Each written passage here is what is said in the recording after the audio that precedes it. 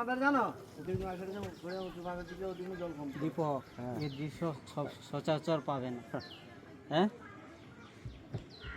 গাছটা ধরবো কাকু। অজয় কে তো? দাদু হয় মানে তুই কি সেই অজয়ের ভাইয়ের ছিল? না না কি অজয়ের ঘরের সে পাশে শ্রীকান্ত কান্ত কান্ত মণ্ডল তোর কে? দাদু। ও আচ্ছা, তুই তাহলে সেই এর ছেলে?